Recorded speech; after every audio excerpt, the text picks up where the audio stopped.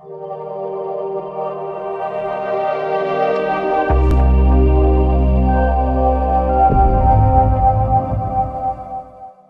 Friends, आप सभी का आपके अपने YouTube चैनल डिस्कवर राजस्थान में स्वागत है। Keep discover keep learn. जैसा कि आप सभी को पता है कि दैनिक जीवन में विज्ञान जो आपका नेक्स्ट टॉपिक हम लेके आए हैं, जो टारगेट RS प्री 2023 को बैच को मुख्य रखते हुए, तो आज हम अपना जो नेक्स्ट पार्ट लेके आए हैं दैनिक जीवन में विज्ञान के जो क्वेश्चन आपके RS के प्री एग्जाम के अंदर पूछे गए हैं, सभी के सभी क्वेश्चन जितने भी हैं, ये क्वेश्चन आपको पिछले प्रीवियस ईयर में क्वेश्चन पूछे हुए हैं। तो हम चलते हैं हमारे पहले क्वेश्चन की ओर। तो आज का जो आपका पहला क्वेश्चन है वो आपको स्लाइड पे शो हो रहा है। तो पहला क्वेश्चन क्या है हमारा, केंद्रीय ड्रग अनुसंधान संस्थान CDRI कहाँ स्थित है? तो देखो, जो केंद्रीय ड्रग अनुसंधान संस्थान है ये आपका लखनऊ के अंदर स्थित है। कहाँ पे स्थित है? लखनऊ के अंदर। और लखनऊ को ही हम क्या बोलते हैं? नवाबों का शहर। क्या बोला जाता है लखनऊ को? नवाबों का शहर। ठीक है। और इसके अलावा आपको याद रखना है लखनऊ कहाँ स्थित है? यूपी के अंदर स्थित है। लखनऊ कहाँ स्थित है? यूपी के अंदर। और जो ये केंद्रीय औषधि शोध संस्थान था CDRI, ये देश का पहला औषधि संस्थान है। कैसा संस्थान है? औषधि संस्थान। ये देश का पहला औषधि संस्थान है, देश का फर्स्ट है, फर्स्ट औषधि संस्थान। तो ये भी बात आप याद रखना। और ये इसका जो स्थापना हुई थी वो कब हुई थी स्थापना? ये हुई थी 17 फरवरी 1951 में। कब हुई थी? 17 फरवरी 1951 के अंदर। और ये जो संस्थान है ये भारत के वैज्ञानिक एवं औद्योगिक संस्थान परिषद किससे रिलेटेड है? ये है आपका भारत के वैज्ञानिक एवं औद्योगिक, भारत के वैज्ञानिक एवं औद्योगिक संस्थान परिषद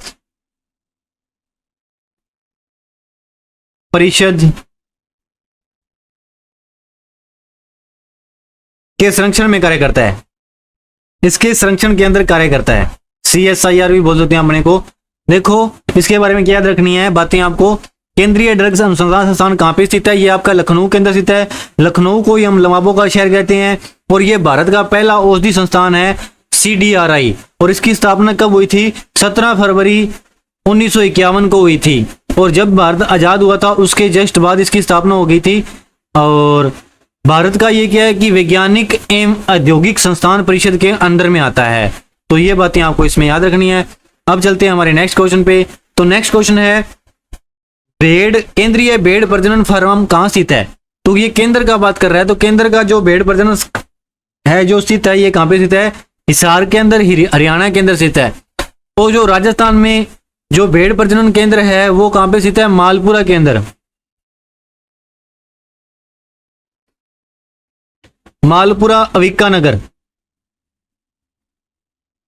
और ये कहां पे स्थित है? अविका नगर, ये टोंक के अंदर स्थित है। मालपुरा, अविका नगर और टोंक, ये तीनों की तीनों बातें याद रखनी है। ये क्वेश्चन कई बार पूछा गया है अलग अलग एग्जाम के अंदर। तो देखो, आपसे पूछा जाएगा कि केंद्रीय भेड़ प्रजनन फार्म कहां स्थित है? ये तो स्थित है आपका हिसार के अंदर। यदि हम राजस्थान के अंदर बात करें तो राजस्थान में भेड़ प्रजनन केंद्र कहां पे स्थित है? मालपुरा के अंदर और अविका नगर और टोंक, ये तीनों बातें आपको याद रखनी है। टोंक कहाँ है? अविका नगर कहाँ है? टोंक के अंदर। और ये इसके अंदर है। ठीक है, तो ये बातें आपको याद में रखनी है। और केंद्रीय भेड़ अनुसंधान केंद्र कुल्लू के अंदर स्थित है। जो केंद्रीय भेड़ अनुसंधान केंद्र है वो कहां पे स्थित है? कुल्लू के अंदर। केंद्रीय भेड़ अनुसंधान केंद्र ये कहां पे स्थित है? कुल्लू के अंदर। और कुल्लू कहां पे? आपका कुल्लू है आपका हिमाचल प्रदेश के अंदर। कुल्लू अच्छे से लिख देता हूं। केंद्रीय भेड़ अनुसंधान केंद्र कहां स्थित है? कुल्लू। और कुल्लू कहां पे स्थित है? HP यानी कि हिमाचल प्रदेश। ठीक है, HP मैंने शॉर्ट में लिखा है हिमाचल प्रदेश को। अब चलते हैं हमारे नेक्स्ट क्वेश्चन पे। तो नेक्स्ट क्वेश्चन है, केंद्रीय खाद्य प्रौद्योगिकी अनुसंधान संस्थान कहां स्थित है? तो जो केंद्रीय खाद्य प्रौद्योगिकी है, खाद्य प्रौद्योगिकी अनुसंधान संस्थान है, ये आपका मैसूर के अंदर स्थित है। कहां पे स्थित है?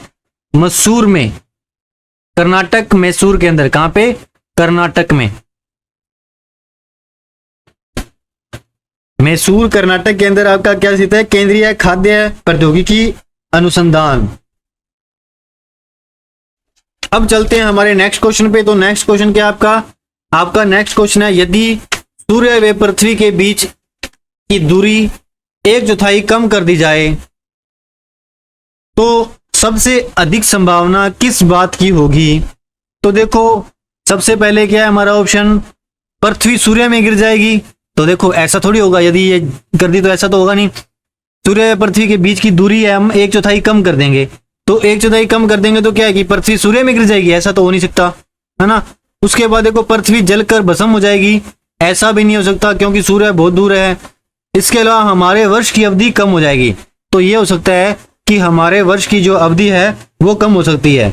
अब देखो, यदि पृथ्वी और सूर्य के बीच की दूरी 1/4 कम कर दी जाएगी तो क्या होगा, सूर्य के चारों ओर घूमने वाली पृथ्वी की कक्षा छोटी हो जाएगी। जैसे मान लो कि ये क्या कि सूर्य की चारों ओर ये पृथ्वी घूम रही है, ठीक है, सूर्य के चारों ओर क्या घूम रही है, पृथ्वी घूम रही है। अब इसकी चौथाई अपने क्या कि सूर्य और पृथ्वी के बीच की दूरी कम कर दी, ये वाली दूरी है सूर्य और पृथ्वी के बीच की दूरी। जब हमने इस दूरी को ये मान लो कि 100 किलोमीटर थी, तो हमने क्या कर दिया, इसको 25 किलोमीटर कर दिया, 25 किलोमीटर कर दिया। देखो ये क्या थी, 100 किलोमीटर, 100 किलोमीटर है। अब इसकी दूरी को अपने कम कर देंगे, तो दूरी को कम कर देंगे, जैसे ये पृथ्वी आ गई तो ये सूर्य पास में हो जाएगा, है ना। ये दूरी आपकी कितनी होगी, 25 किलोमीटर, तो सूर्य पास में हो जाएगा। तो पास में होने से क्या होगा कि इसकी कक्षा क्या हो जाएगी, छोटी हो जाएगी। इसको देखो, अभी तो इतना दूर से एरिया तय करना पड़ा था, तो अब ये छोटा एरिया तय करेगी, तो इसकी कक्षा पास हो जाएगी। कक्षा पास होने से क्या होगा, इसमें हमारा जो वर्ष है उसकी अवधि क्या हो जाएगी, कम हो जाएगी। और वैसे एक वर्ष की अवधि कितनी होती है, 365 से ही 1/4 दिन क्या होता है, 365 से ही 1/4 दिन, और 1/4 मिलके आपका क्या बन जाता है, एक दिन बन जाता है। और वही फरवरी के अंदर आपकी फरवरी 29 दिन की हो जाती है। तो देखो फरवरी जो आपकी नाटक करती है, कभी 28 दिन की होती है, कभी 29 दिन की होती है। तो जब आपका 1/4 करके 4 साल पूरे हो जाते हैं, तो उससे एक दिन बन जाता है, और उसी दिन क्या होती है, उसी फरवरी के महीने में लीप वर्ष होता है।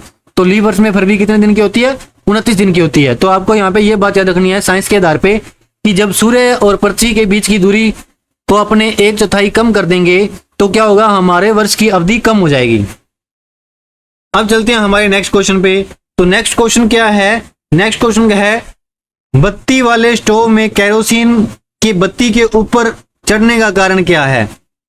अब देखो, जैसे मान लो कि स्टोव होता है, जो आपका स्टोव होता है, स्टोव के अंदर क्या रहती है, आपकी एक बत्ती रहती है।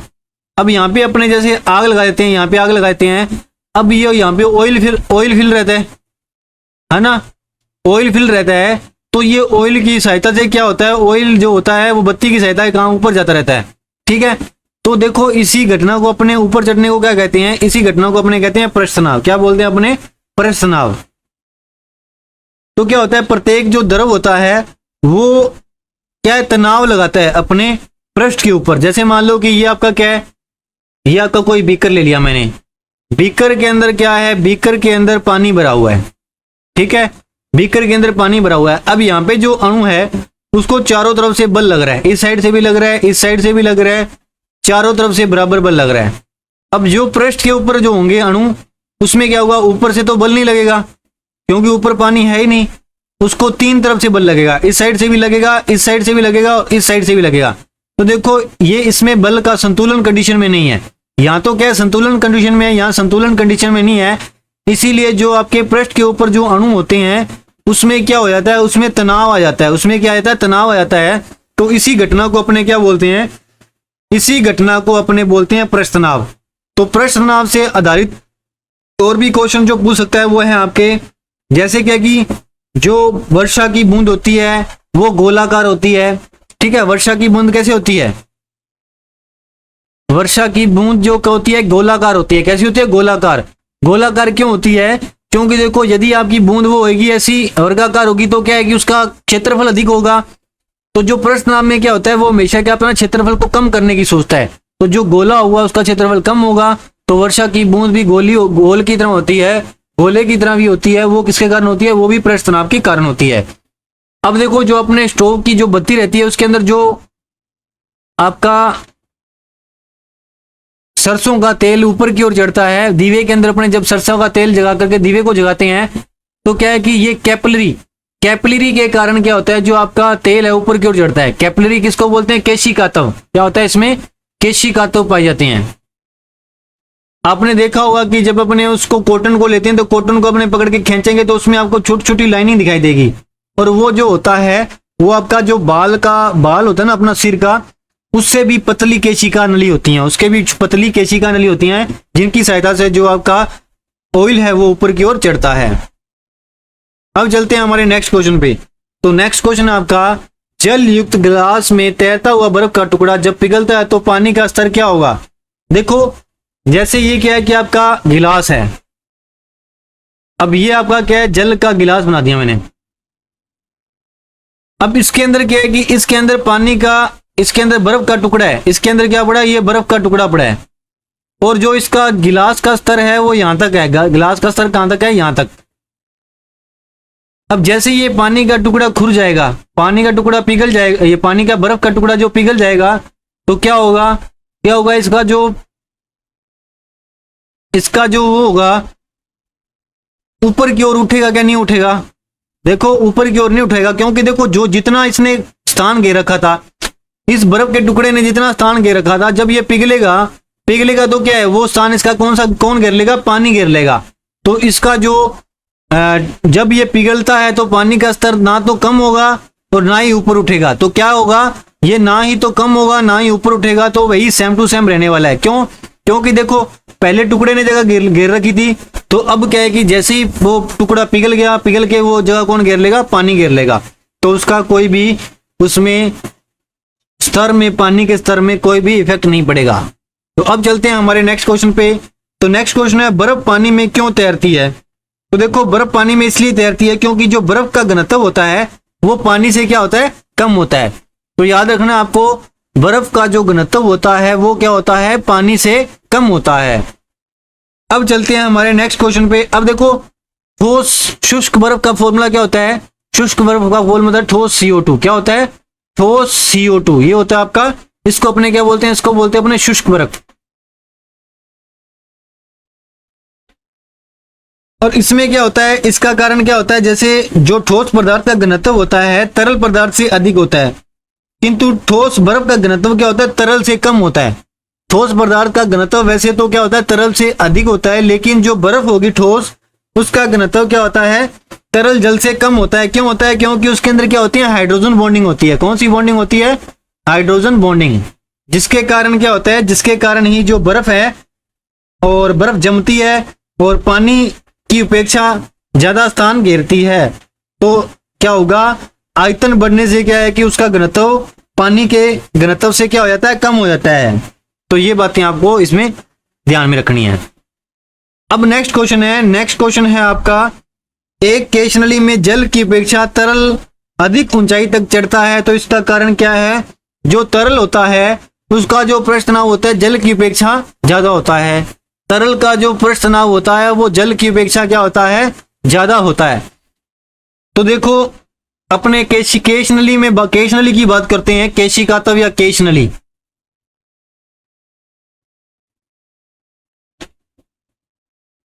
अब देखो इसमें क्या होता है?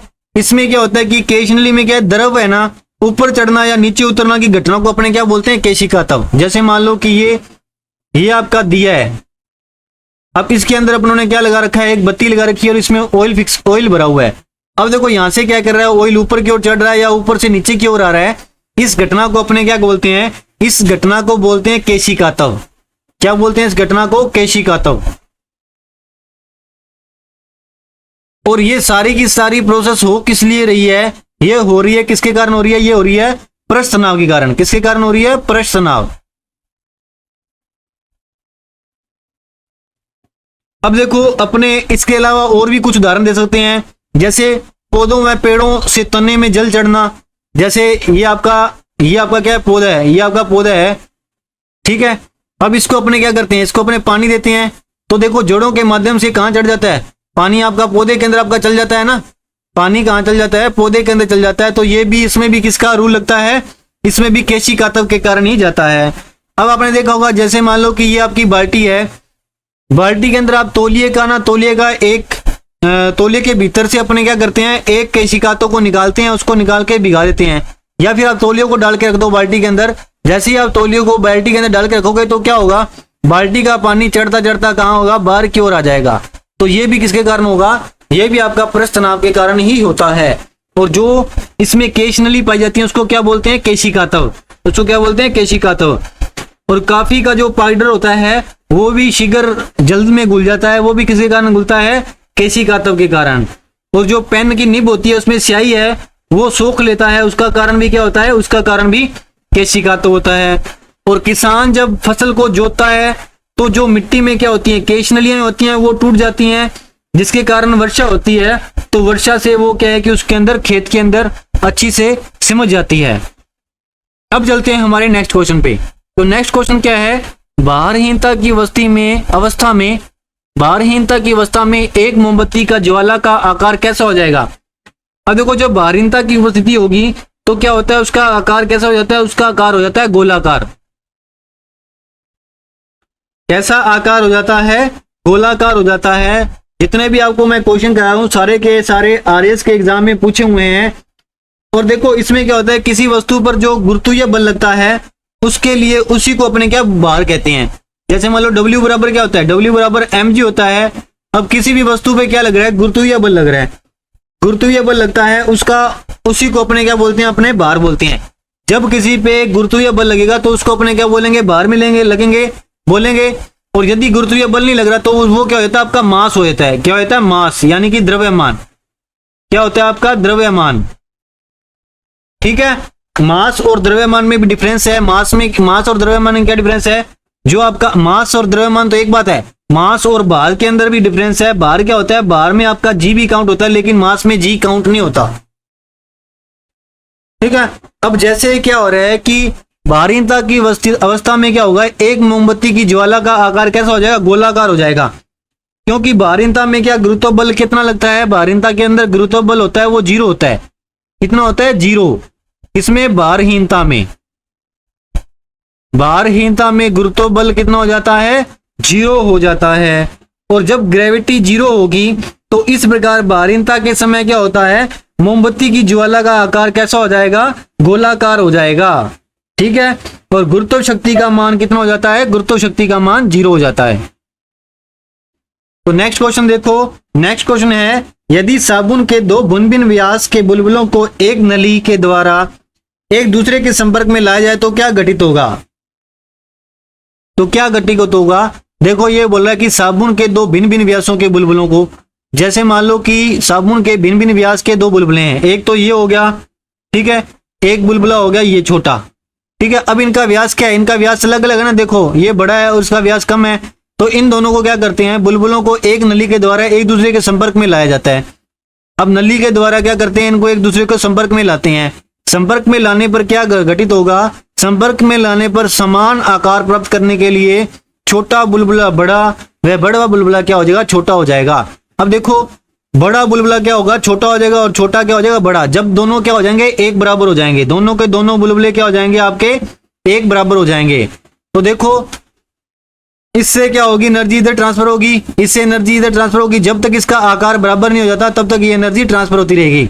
तो जब दोनों का आकार बराबर हो जाएगा तो वहीं पे आपका घटना होनी रुक जाएगी। तो समान आकार प्राप्त करने के लिए बड़ा बुलबुला क्या हो जाएगा, छोटा हो जाएगा, और छोटा बुलबुला क्या होगा, बड़ा हो जाएगा। तो ये बात आपको याद रखनी है। अब चलते हैं हमारे नेक्स्ट क्वेश्चन पे। तो नेक्स्ट क्वेश्चन है, पत्तियां क्यों हरी होती हैं। तो पत्तियों का हरे होने का कारण क्या है, पत्तियों का हरे होने का कारण है कि हरे वर्ण का प्रतिबिंब एवं बचे वर्णों का अवशोषण हो जाता है। अब देखो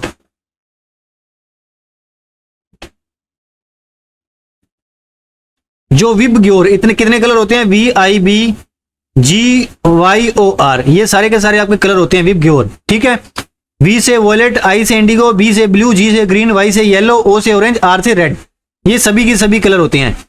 अब मान लो कि ये क्या आपकी, ये आपकी लीफ है, ये आपकी क्या है, लीफ, ये आपकी पत्ती है, और ये कैसे कलर की है, ये आपकी पत्ती है ग्रीन कलर की। कैसे कलर की है, ये आपकी पत्ती ग्रीन कलर की। ठीक है, ये आपकी पत्ती कैसी होगी, ग्रीन कलर की।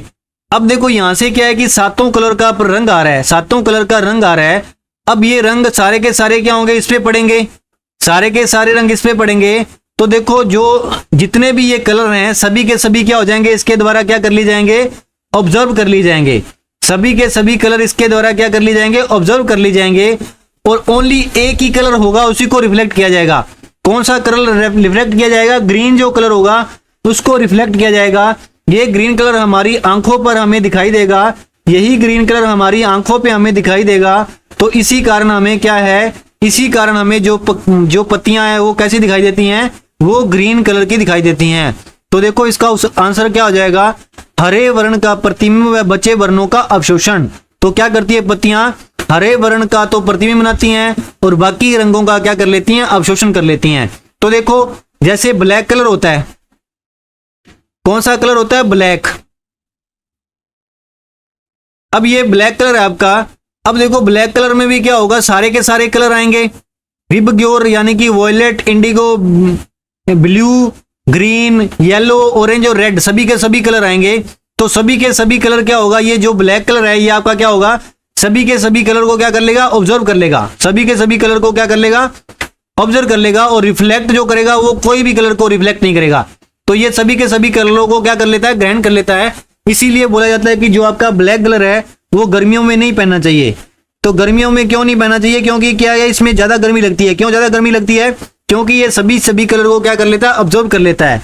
और जैसे जो आपका व्हाइट कलर होता है, व्हाइट कलर होता है वो क्या करता है, सभी के सभी कलरों को क्या कर देता है, रिफ्लेक्ट कर देता है। जैसे सातों के सातों रंग आएंगे, सातों के सातों रंगों को क्या कर देगा, रिफ्लेक्ट कर देगा। तो ये किसी भी प्रकार के रंग का अवशोषण नहीं करता, सभी के कलर को क्या कर देता है, रिफ्लेक्ट कर देता है। रिफ्लेक्ट करने से क्या होगा, इसके अंदर क्या लगती है, इसके अंदर गर्मी कम लगती है। क्योंकि क्या करता है, ये कुछ भी अवशोषण नहीं करता, सूर्य से आने वाली किरणों का अवशोषण नहीं करता, सारी की सारी किरणें ट्रांसफर कर देता है, रिफ्लेक्ट कर देता है। तो इसलिए इसमें गर्मी कम लगती है। अब चलते हैं हमारे नेक्स्ट क्वेश्चन पे। नेक्स्ट क्वेश्चन है, जब पानी में नमक मिलाया जाता है तो निम्न में से कौन सा परिवर्तन होता है। अब देखो जब अपने पानी के अंदर नमक मिलाते हैं तो क्या होता है, उसका क्वथनांक है वो तो बढ़ता है और जमाव बिंदु घटता है। क्वथनांक तो क्या होता है, बढ़ता है, और गलनांक क्या होता है, क्वथनांक तो बढ़ता है और जमाव बिंदु क्या होता है, घटता है। तो ये बातें आपको इसमें याद रखनी है। हिमांक अपना कितना होता है, हिमांक जैसे बर्फ कितने डिग्री सेंटीग्रेड पे जमती है, हिमांक बिंदु उतना होता है 0 डिग्री सेंटीग्रेड। और बर्फ पिघलती कितने पे है, पानी उबलता कितने पे है, पानी का उबलना किस पे, 100 डिग्री सेंटीग्रेड पे। किस पे, 100 डिग्री सेंटीग्रेड पे। यदि आपको केल्विन डिग्री सेंटीग्रेड को केल्विन के अंदर बदलना है, डिग्री सेंटीग्रेड को केल्विन के अंदर बदलना है, तो क्या करते हैं, डिग्री सेंटीग्रेड के अंदर अपने क्या कर देते हैं, 273 जोड़ देते हैं। जैसे मान लो कि मैं बोलूं कि 5 डिग्री सेंटीग्रेड को केल्विन के अंदर चेंज करो, तो देखो डिग्री सेंटीग्रेड कितना था, 5, इसके अंदर अपने क्या कर देंगे, 273 जोड़ देंगे, तो कितना केल्विन आ जाएगा, 278 केल्विन आ जाएगा। ठीक है, तो डिग्री सेंटीग्रेड को केल्विन में बदलने के लिए क्या करते हैं, 273 जोड़ देते हैं। अब देखो नेक्स्ट क्वेश्चन क्या है, नेक्स्ट क्वेश्चन है, एक मजदूर रेल की पटरी पर कार्य कर रहा था। एक लड़का अपने कान पटरियों पर रखकर जब मजदूर द्वारा की जाने वाले तोड़े की आवाज को सुनता है तो उससे 2 बार आवाजें सुनाई देती है। तो इसका कारण क्या है, इसका कारण है ध्वनि में क्या होता है, ध्वनि के वेग इस्पात में वायु की अपेक्षा क्या होता है, अधिक होता है। ध्वनि का जो वेग होता है वो इस्पात के अंदर वायु की अपेक्षा क्या होता है, अधिक होता है। अब देखो लोहे की पटरियां किसकी होती है, लोहे की होती हैं, तो लोहे की होती हैं, लोहा क्या होता है आपका, इस्पात। तो ध्वनि का जो वेग होता है वो इस्पात में क्या होता है, अधिक होता है, किसकी तुलना में, वायु की तुलना में। तो देखो जो ध्वनि है वो आपको सबसे अधिक किसमें सुनने को मिलेगी, ठोसों के अंदर। किसमें, ठोसों के अंदर। तो सबसे अधिक ध्वनि किसमें सुनाई देती है आपको, ठोसों के अंदर। तो आपने देखा होगा कभी आप लोहे की छड़ पे चोट मारोगे, लोहे की छड़ पे चोट मारोगे तो देखो वो ध्वनि आपको दूसरे किनारे तक भी सुनाई देगी। तो क्या है कि ध्वनि में जो ध्वनि का जो क्रम रहता है वो सबसे अधिक किसमें रहता है, ठोसों के अंदर। अब चलते हैं हमारे नेक्स्ट क्वेश्चन पे। तो नेक्स्ट क्वेश्चन क्या है आपका, किसी बिंदु पर फारेनहाइट तापक्रम सेंटीग्रेड तापक्रम का क्या होता है, दुगना होता है। फारेनहाइट तापक्रम सेंटीग्रेड तापक्रम का दुगना होता है, तो ये किस पे होता है, देखो इसके अंदर आपका जो आंसर है ना तो 6.7 पे होता, ना ही 16 पे होता, ना ही 12.3 पे होता। तो इसमें आंसर है इनमें से कोई नहीं। क्या है इसमें आंसर? इनमें से कोई नहीं। तो यदि आप निकालना चाहो तो क्या आएगा आपका? आपका आएगा, ये आएगा आपका 160 आएगा। कितना आएगा? 160। तो 160 पे क्या होगा? 160 पे आपका जो टेम्परेचर होगा वो फारेनहाइट का तापक्रम सेंटीग्रेड के तापक्रम का दुगना होगा। तो 160 डिग्री सेंटीग्रेड पे जो फारेनहाइट का तापक्रम है वो क्या होगा? आपका दुगना होगा। अब चलते हैं हमारे नेक्स्ट क्वेश्चन पे, और आज का ये क्या आपका लास्ट क्वेश्चन। तो लास्ट क्वेश्चन है, एक विशेष दिन व समय में चूरू में 48 डिग्री सेंटीग्रेड व शिमला में क्या है कि 24 डिग्री सेंटीग्रेड मिलता है। सभी रूपों में समान धातु के दो प्यालों में पानी चूरू में 95 डिग्री सेंटीग्रेड व शिमला में 71 डिग्री सेंटीग्रेड पर रखा गया। दोनों में से कौन सा प्याला कमरे के ताप पर पहले पहुंचा? तो देखो, दोनों प्यालों में से कमरे के ताप पे सबसे पहले कौन सा पहुंचेगा?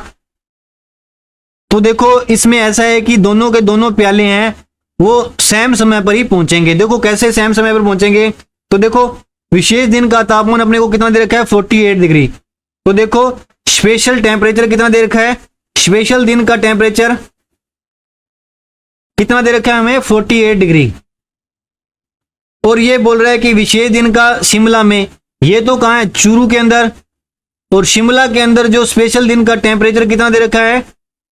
ये दे रखा है आपको 24 डिग्री। अब ये बोल रहा है कि चूरू में रखे पानी का तापमान कितना है? 95। और जो शिमला के अंदर पानी का तापमान कितना है? 71 डिग्री। तो हमें क्या बताना है? हमें बताना है कि कौन सा प्याला पहले ठंडा होगा। अब देखो, यहाँ क्या है? 95 है। चूरू के अंदर गिनते हैं अपने, पहले चूरू के अंदर करते हैं। चूरू के अंदर जो पानी का प्याला है उसका टेम्परेचर कितना है? 95। और जो चूरू के अंदर जो टेम्परेचर कितना है स्पेशल डे का? 48। तो इसमें से 48 माइनस कर दो, कितना आएगा? 15 में से 8 गया तो 7, यहां बच गया 8, 8 में से 4 गया तो 4, 47 आ गया, है ना। अब देखो, अब अपने निकालते हैं शिमला का। शिमला में कितना टेम्परेचर बताया था इसने? शिमला में बताया था 71। और स्पेशल दिन का टेम्परेचर कितना था? 24। तो 71 में से 24 माइनस करेंगे तो देखो 11 में से 4 गया तो क्या बच जाएगा? 11 में 4 गया तो 7, यहाँ 6 में 2 गया तो 4। तो देखो, इसमें भी 47 आ रहा है, इसमें भी 47 आ रहा है। तो दोनों प्याले कमरे के तापमान पर क्या रहेंगे? एक ही समय में पहुंचेंगे। तो ये थे आपके आज के 15 क्वेश्चन जो आपके दैनिक जीवन में विज्ञान से संबंधित थे। तो जितने भी आरएस के एग्जाम में आपको इस टॉपिक से क्वेश्चन पूछे गए थे वो सभी के सभी हमने दोनों वीडियो में कवर कर लिए हैं। यदि किसी ने पार्ट फर्स्ट नहीं देखा तो वो प्लेलिस्ट में जाकर के पार्ट फर्स्ट देख सकता है। और आशा करता हूं कि आपको सभी के सभी क्वेश्चन अच्छे से समझ में आए होंगे। यदि आपको हमारी वीडियो अच्छी लग रही है तो ज्यादा से ज्यादा लाइक करें, शेयर करें, सब्सक्राइब करें। आप सभी का हमारे साथ जुड़े रहने के लिए बहुत बहुत धन्यवाद।